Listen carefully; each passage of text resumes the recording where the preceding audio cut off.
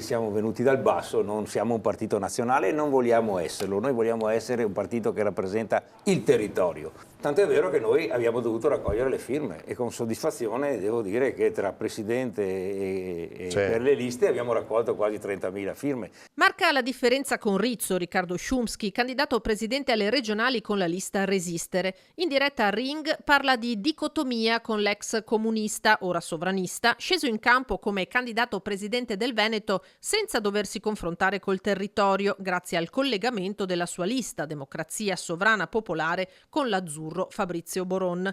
Manovra di Forza Italia per intralciare la raccolta di consensi proprio di realtà come Resistere, secondo Szumski, che si dichiara sovranista a partire dal basso, dalla gente e non calato dall'alto. Noi siamo alternativi a ovviamente chi governa e chi sta all'opposizione adesso, però noi siamo per il territorio, per il sovranismo del territorio.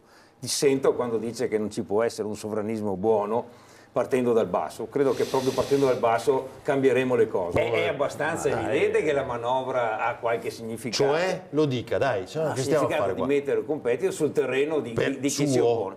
Anche terreno vostro. Anche mio, certamente. Dal territorio arrivano anche le indicazioni sulle priorità da affrontare, dice Szumski, sanità, lavoro, ma anche sicurezza, sebbene non sia una competenza diretta della regione, ma sovranismo è anche questo. Potrebbe fare qualcosa di provocatorio, non so, la Guardia Civile Veneta. È nella sua idea, no? Sì, è una mia idea. Siamo l'esercito veneto lo propone che facciamo prima. Sì, lo scrivo. A mo' di provocazione, come feci a suo tempo da sindaco le ronde, anche se mi dissero che non potevo fare le ronde, le facevo lo stesso. E che compiti ha? Cioè, nel senso, Tutelare e vigilare sul territorio.